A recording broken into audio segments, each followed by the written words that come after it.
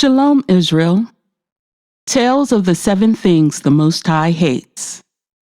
Inspiration for this video is from Proverbs, chapter 6, verses 16 through 19. Verse 16 says 6 things, but the 7th is an abomination to the Most High. We'll dive into scriptures to see the fate of some vexed by these sins. To give you a little taste, some made it out, but others had a frightful end. With that said, let's get started. Number 1. Proud look. There was a heathen governor of Judea by the name of Nicanor. He prematurely boasted over defeating Judas Maccabeus. Initially, they made a peace agreement at a conference. However, it wasn't long before Nicanor's countenance changed against Judas. All it took was the high priest Acamas to snitch about their agreement to King Demetrius. What a shame. You can't even trust your own. Some will sell you out for status and a high position. Well, anyway, the king angrily ordered Nicanor to send Maccabeus to Antioch, so that peace agreement went sour real quick. Let's see what happened next in 2 Maccabees, chapter 15, verses 1 through 35 from the Apocrypha. But Nicanor, hearing that Judas and his company were in the strong places about Samaria, resolved without any danger to set upon them on the Sabbath day. Nevertheless, the Jews that were compelled to go with him said, "Oh, destroy not so cruelly and barbarously, but give honor to that day which he that seeth all things hath honored with holiness above all other days." Then the most ungracious wretch demanded if there were a mighty one in heaven that had commanded the Sabbath day to be kept. And when they said, "There is in heaven a living most high and mighty, who commanded the 7th day to be kept." Then said the other, "And I also am mighty upon earth, and I command to take arms and to do the king's business." Yet he obtained not to have his wicked will done. So Nicanor, in exceeding pride and haughtiness, determined to set up a public monument of his victory over Judas and them that were with him. But Maccabeus had ever sure confidence that the Most High would help him.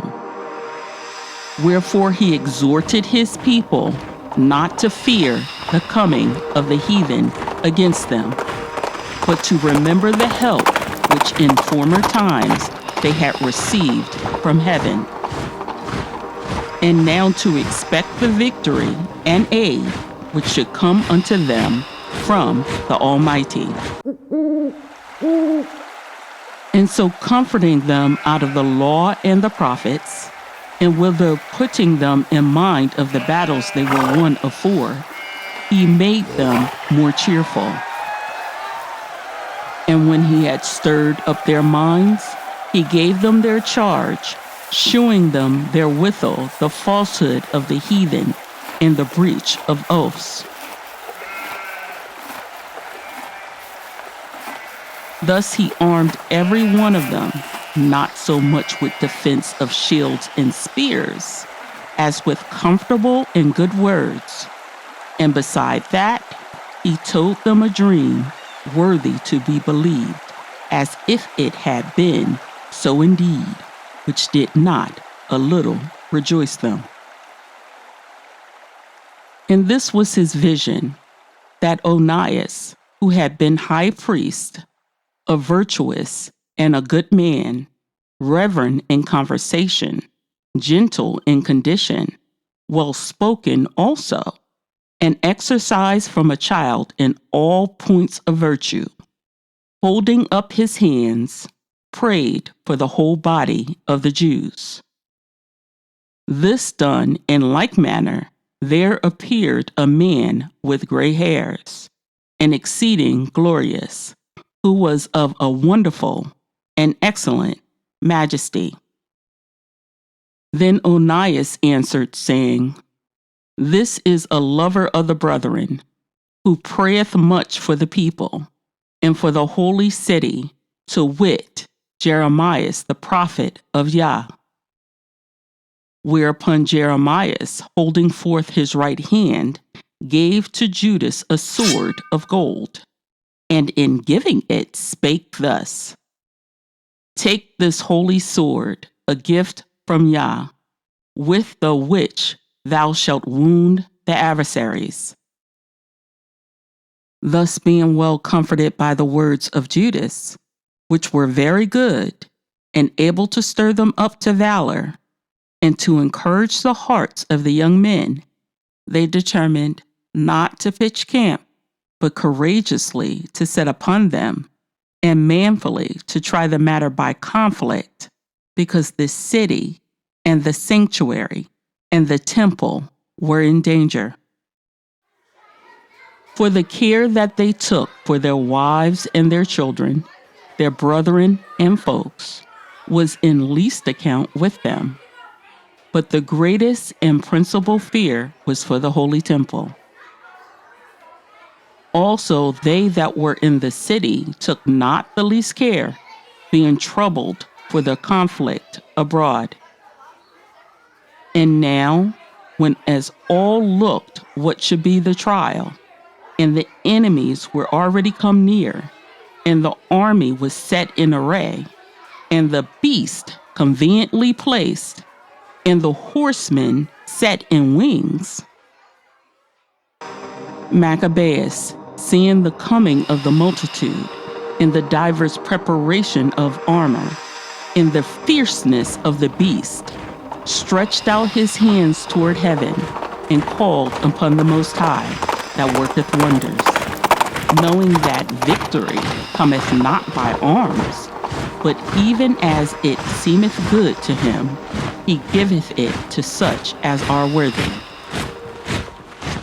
Therefore in his prayer he said after this manner, O Yahweh, thou didst send thine angel in the time of Ezekias, king of Judea, and didst slay in the host of Sennacherib 185,000. Wherefore now also, O Yahweh of heaven, send a good angel before us, for fear and dread unto them. And through the might of thine arm, let those be stricken with terror that come against thy holy people to blaspheme. And he ended thus. Then Nicanor and they that were with him came forward with trumpets and song. But Judas and his company encountered the enemies with invocation and prayer, so that fighting with their hands and praying unto Yah with their hearts, they slew no less than 35,000 men. For through the appearance of Yah they were greatly cheered. Now when the battle was done, returning again with joy, they knew that Nicanor lay dead in his harness. Then they made a great shout and a noise, praising the Almighty in their own language. And Judas, who was ever the chief defender of the citizens, both in body and mind, and who continued his love toward his countrymen all his life, commanded to strike off Nicanor's head and his hand with his shoulder, and bring them to Jerusalem. So when he was there, and called them of his nation together, and set the priest before the altar, he sent for them that were of the tower, and shewed them vile Nicanor's head in the hand of that blasphemer, which with proud brags he had stretched out against the holy temple of the Almighty. And when he had cut out the tongue of that ungodly Nicanor, he commanded that they should give it by pieces unto the fowls, and hang up the reward of his madness before the temple. So every man praised toward the heaven the glorious Most High, saying, Blessed be he that hath kept his own place undefiled. He hanged also Nicanor's head upon the tower, an evident and manifest sign unto all of the help of the Most High. It didn't work out well for Nicanor. Let's see how the next story ends up. Number 2, lying tongue. Now let's travel to the New Testament to see the fate of a couple who lied about their earnings from a land sale. It all started when the Israelites sold their land and possessions to give the profits to the apostles. Well, this couple decided to tempt the Holy Spirit. I suspect the husband was the mastermind behind the deception, but the wife went along with it, and she really should have protested. If she did, then perhaps there would be a different story to tell. But let's see their outcome in Acts chapter 5, verses 1 through 11. But a certain man named Ananias, with Sapphira his wife, sold a possession, and kept back part of the price, his wife also being privy to it, and brought a certain part and laid it at the apostles' feet. But Peter said, Ananias, why hath Satan filled thine heart to lie to the Holy Spirit, and to keep back part of the price of the land? Whiles it remained, was it not thine own? And after it was sold, was it not in thine own power? Why hast thou conceived this thing in thine heart? Thou hast not lied unto men, but unto Yah. And Ananias, hearing these words, fell down and gave up the ghost. And a great fear came on all them that heard these things. And the young men arose, wound him up, and carried him out, and buried him. And it was about the space of 3 hours after, when his wife, not knowing what was done, came in.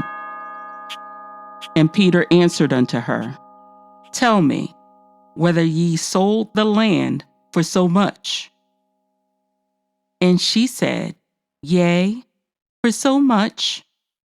Then Peter said unto her, How is it that ye have agreed together to tempt the Spirit of the Most High?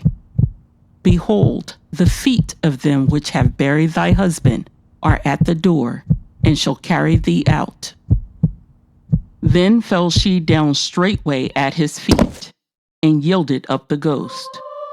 And the young men came in, and found her dead, and carrying her forth, buried her by her husband. And great fear came upon all the church, and upon as many as heard these things. Lesson to learn: don't tempt the Holy Spirit. Number 3, hands that shed innocent blood. Time to take an exposition into the wiles of Egypt.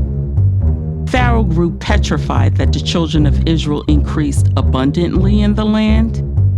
He imagined that they would join enemies in war against Egypt. So he set taskmasters over them to afflict them with hard bondage. However, the more they were afflicted, the more they grew. So Pharaoh shed innocent blood by tossing newborn boys in the river. He probably thought he escaped because he died before judgment came. But there's always the successor. That's right. The Most High chipped the new Pharaoh up.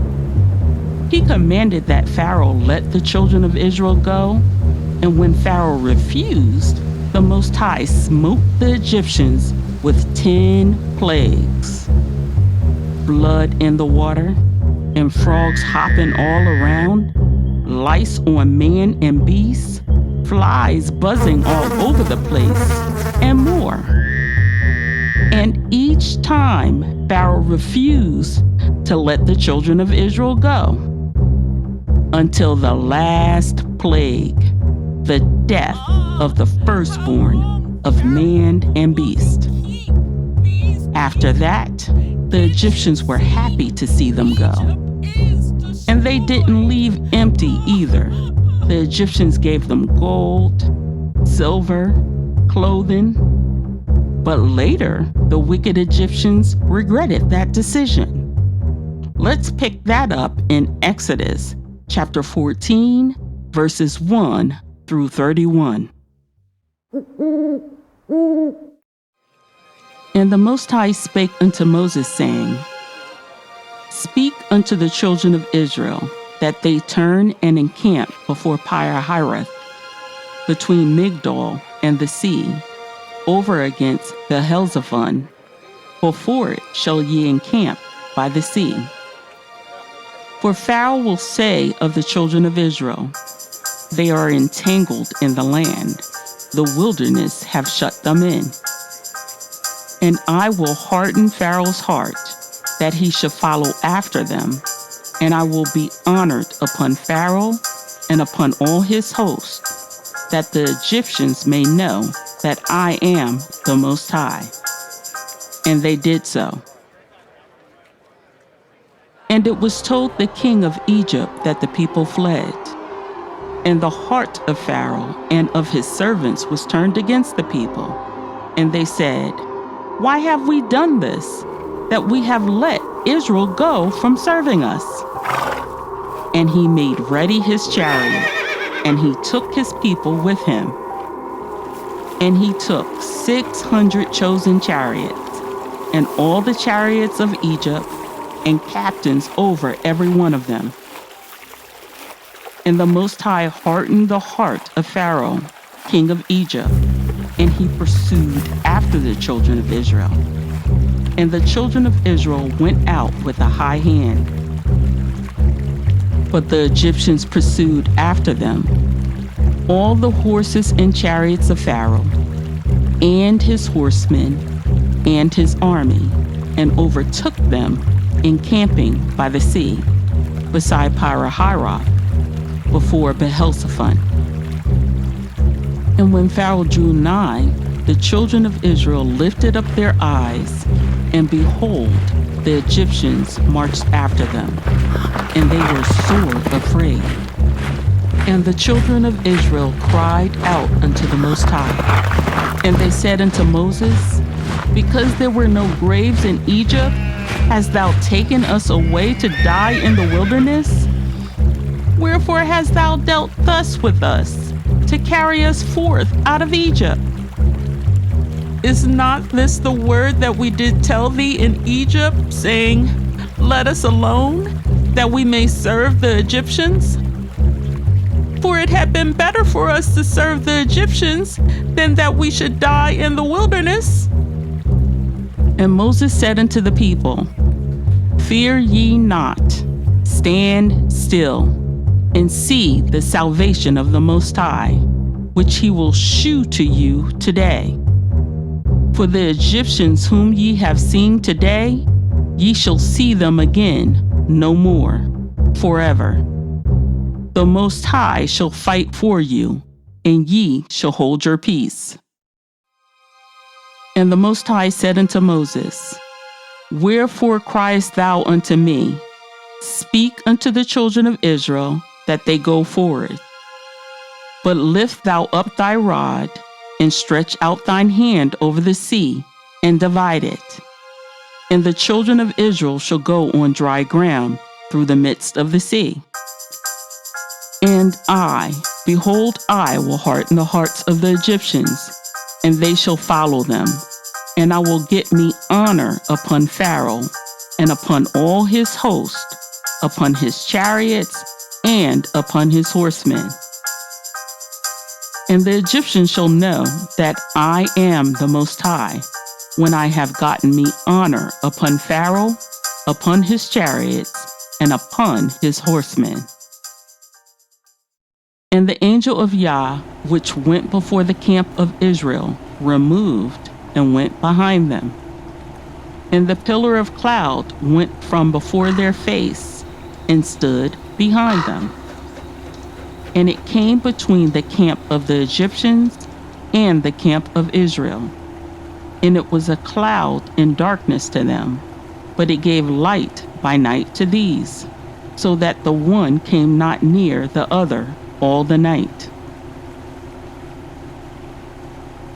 And Moses stretched out his hand over the sea, and the Most High caused the sea to go back by a strong east wind all that night, and made the sea dry land, and the waters were divided.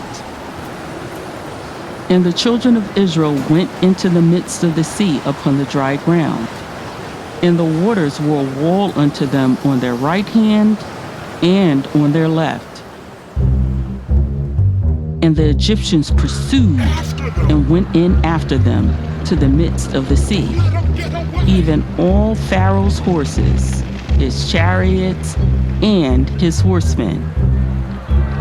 And it came to pass that in the morning watch the Most High looked upon the host of the Egyptians through the pillar of fire and of the cloud, and troubled the host of the Egyptians, and took off their chariot wheels, that they drave them heavily, so that the Egyptians said, Let us flee from the face of Israel, for the Most High fighteth for them against the Egyptians. And the Most High said unto Moses, Stretch out thine hand over the sea, that the waters may come again upon the Egyptians, upon their chariots, and upon their horsemen. And Moses stretched forth his hand over the sea, and the sea returned to its strength when the morning appeared. And the Egyptians fled against it, and the Most High overthrew the Egyptians in the midst of the sea. And the waters returned and covered the chariots and the horsemen, and all the host of Pharaoh that came into the sea after them. There remained not so much as one of them. But the children of Israel walked upon dry land in the midst of the sea, and the waters were a wall unto them on their right hand and on their left. Thus the Most High saved Israel that day out of the hand of the Egyptians. And Israel saw the Egyptians dead upon the seashore. And Israel saw that great work which the Most High did upon the Egyptians, and the people feared the Most High, and believed the Most High, and his servant Moses. That didn't go so well for the Egyptians. Things got real nasty. It's not good to learn the hard way, to touch not Yah's anointed, and to do his prophets no harm. Number 4, a heart that devises wicked imaginations. Next, we're going back to the Apocrypha. 2 elders lusted after Susanna's beauty. The assembly honored them as judges of Israel. But little did they know, they had 2 peeping Toms in their midst.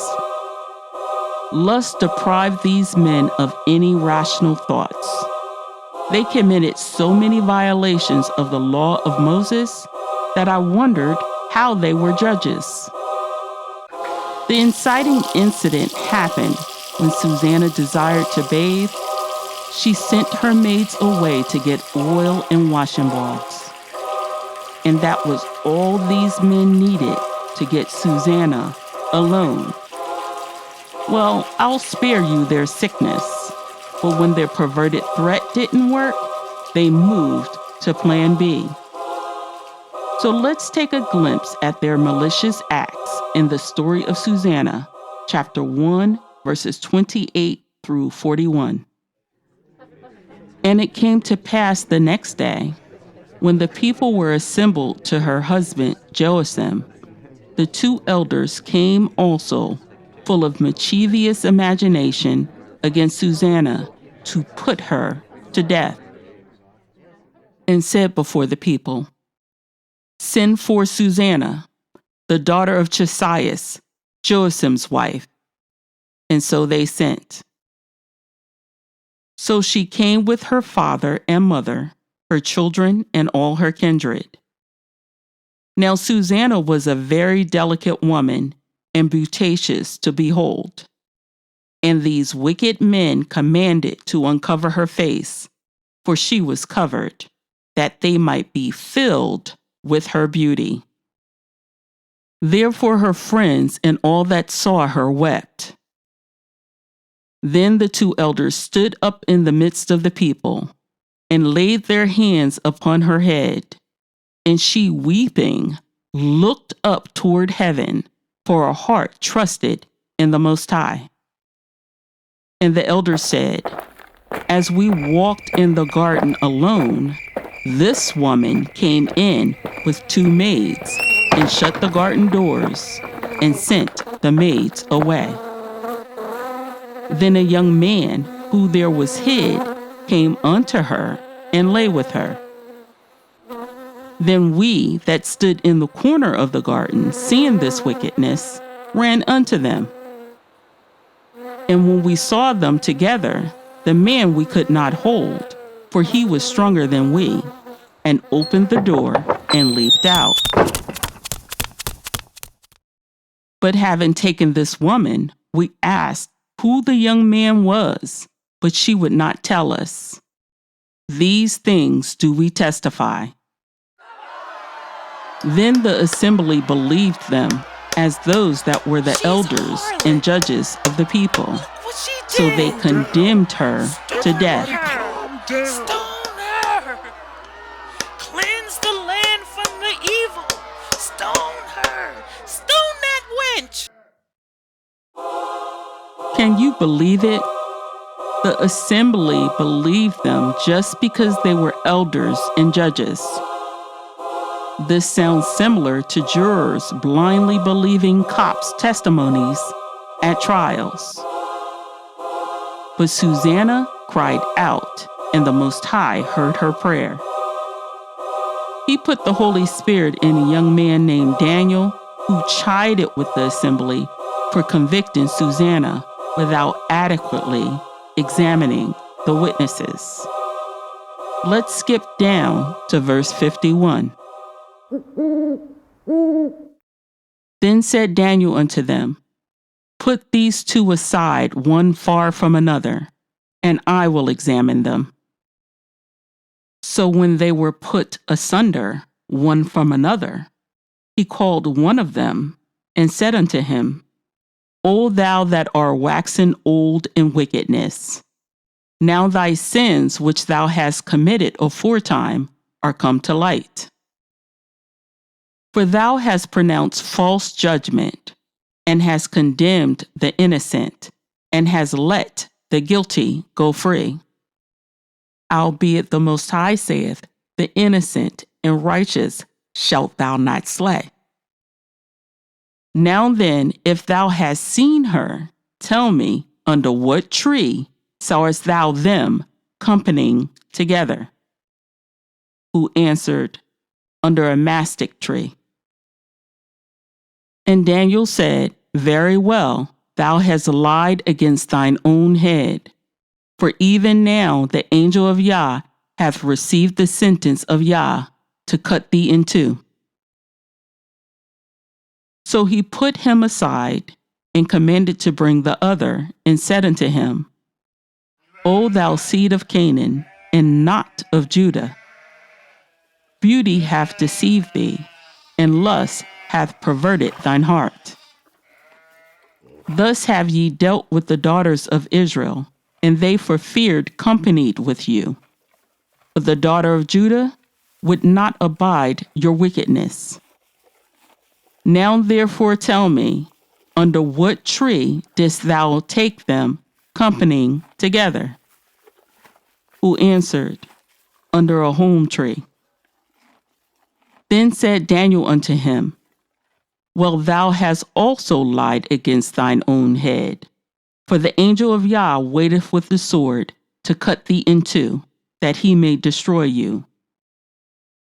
With that, all the assembly cried out with a loud voice, and praised Yah, who saveth them that trust in him. And they arose against the two elders, for Daniel had convicted them of false witness by their own mouth. And according to the law of Moses, they did unto them in such sort as they maliciously intended to do to their neighbor, and they put them to death. Thus the innocent blood was saved the same day. Therefore Chelcias and his wife praised Yah for their daughter Susanna, with Joacim her husband, and all the kindred, because there was no dishonesty found in her. That didn't work out well for those two peeping toms. Number 5.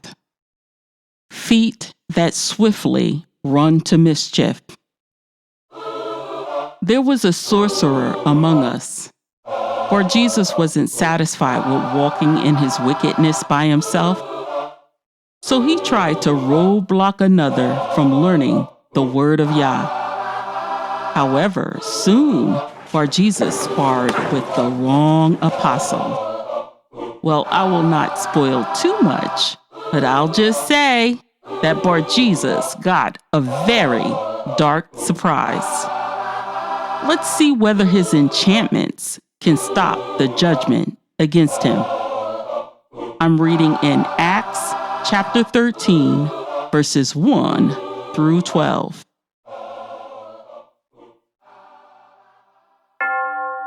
Now there were in the church that was at Antioch certain prophets and teachers, as Barnabas and Simeon, that was called Niger, and Lucius of Cyrene, and Manaen, which had been brought up with Herod the tetrarch and Saul.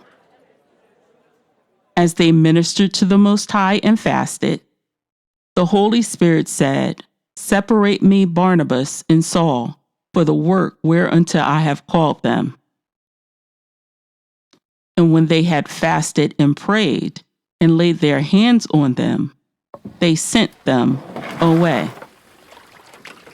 So they, being sent forth by the Holy Spirit, departed unto Seleucia, and from thence they sailed to Cyprus. And when they were at Salamis, they preached the word of Yah in the synagogues of the Jews, and they had also John to their minister.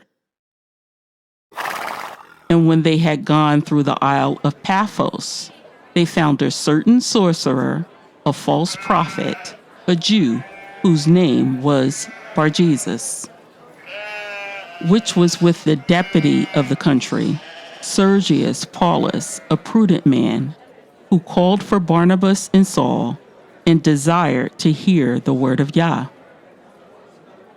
But Elymas the sorcerer, for so is his name by interpretation, withstood them, seeking to turn away the deputy from the faith.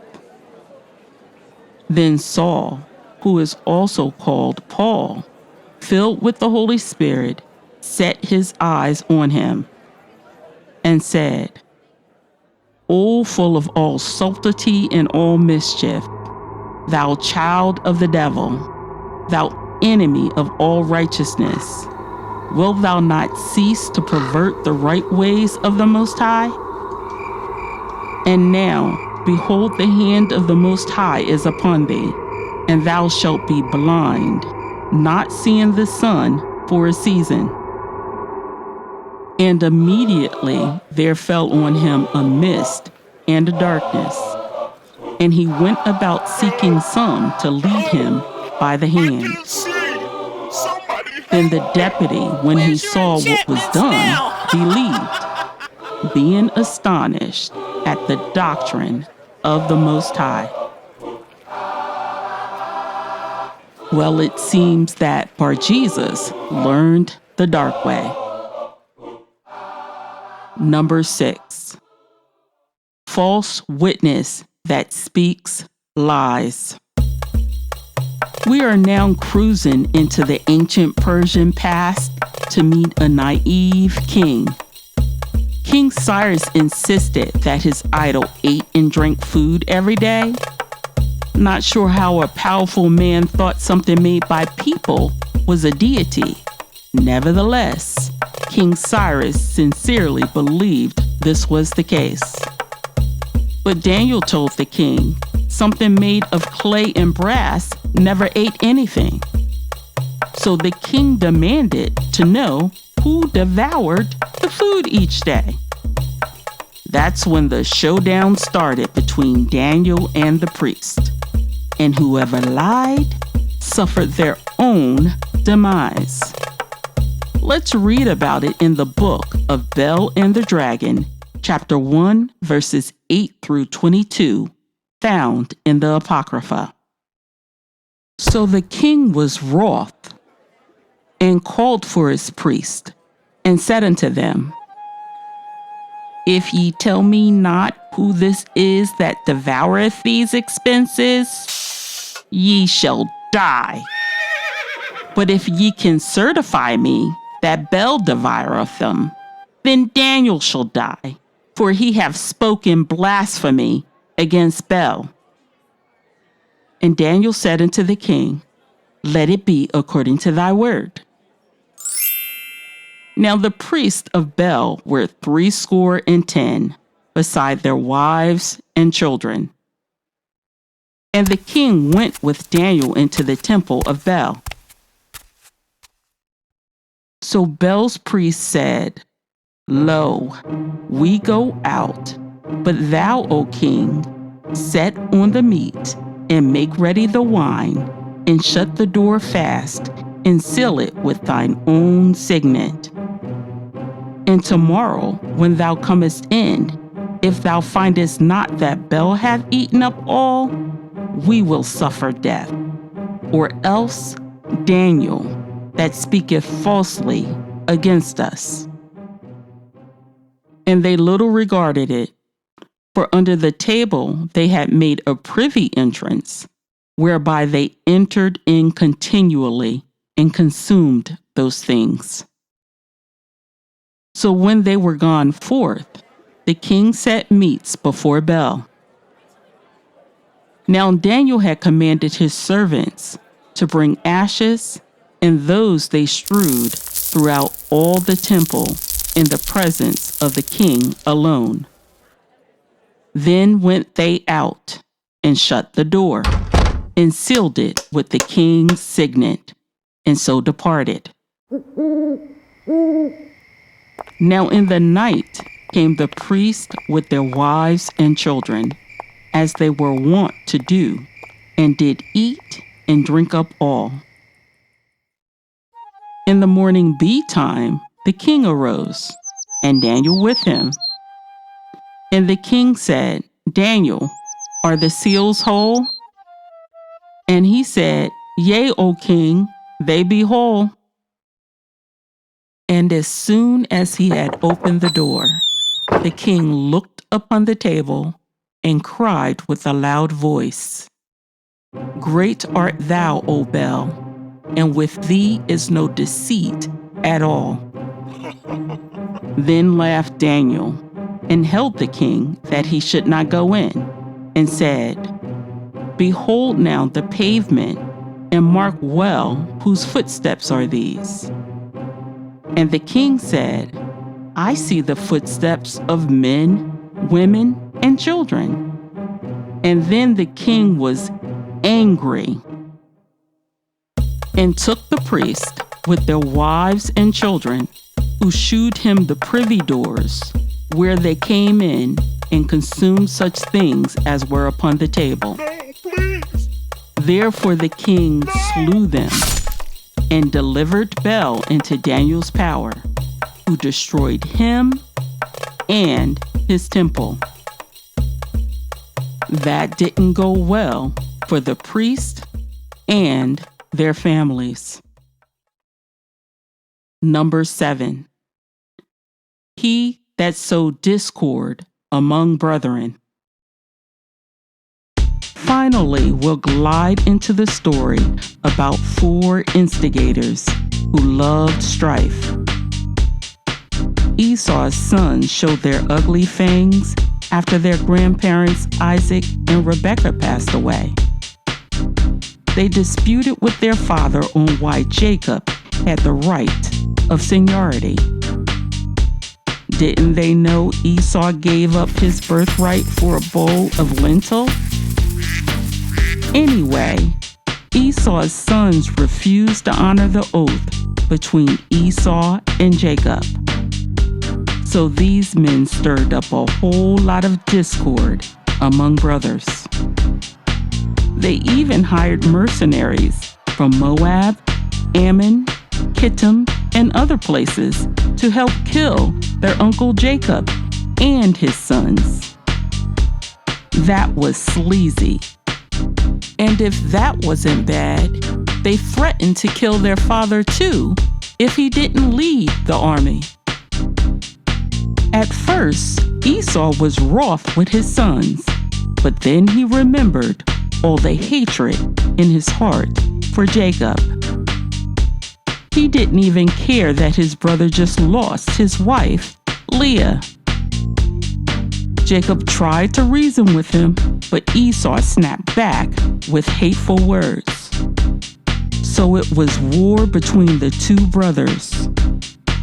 We're going straight to the action on this one, starting with Jubilees, chapter 37, verse 24, and then chapter 38, verses 1 through 14.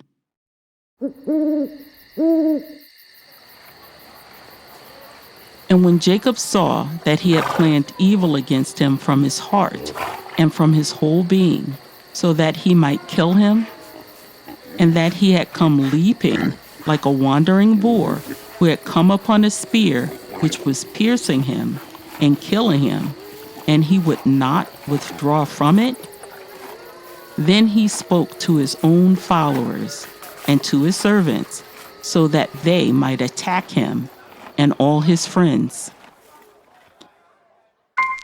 And afterward Judas spoke to Jacob his father, and he said to him, O father, stretch your bow and shoot your arrows, and strike down the enemy and kill the adversary. And may you have might, because we will not kill your brother, inasmuch as he is near to you, and with us he is like you with respect to honor. And then when Jacob drew his bow and shot an arrow and struck Esau, his brother, on his right breast, he killed him. And again he shot an arrow and struck Aduram, the Aramean, in his left breast, and drove him back, and killed him. And afterward the sons of Jacob and their servants went forth to divide themselves on the 4 sides of the tower. And Judah went out in front, and Naphtali and Gad, and 50 servants with him on the south side of the tower. And they killed everyone they found before them, and not a single one escaped from them. And Levi and Dan and Asher went forth on the east side of the tower, and 50 men were with them. And they killed the warriors of Moab and Ammon. And Reuben and Issachar and Zebulun went forth on the north side of the tower, and 50 men were with them. And they killed the fighting men of the Philistines. And Simeon and Benjamin and Enoch, the son of Reuben, went forth on the west side of the tower, and 50 men were with them. And they killed 400 strong men, warriors of the Edomites and Hurans, and 600 fled. And the 4 sons of Esau fled with them. And they left their slain father, just as he had fallen, on the hill which is in Aduram. And the sons of Jacob pursued them as far as the mountain of Seir. But Jacob buried his brother in the hill which is in Aduram, and he returned to his house. And Jacob's sons besieged the children of Esau on the mountain of Seir. And they bowed down their necks to become servants of the children of Jacob. And they sent to their father to ask whether they should make peace with them or whether they should kill them. And Jacob sent notice to his sons to make peace. And they made peace with them and placed a yoke of servitude upon them, so that they might pay tribute to Jacob and his sons always. And they continued paying tribute to Jacob until the day that he went down to Egypt. And the children of Edom have not ceased from the yoke of servitude, which the 12 sons of Jacob ordered upon them until today. After all of that, Esau is the one who died, and his instigating sons ran off, leaving his slain body on the hill. Shameful. That's all for this video. Thank you for watching, and please don't forget to like, comment, and subscribe.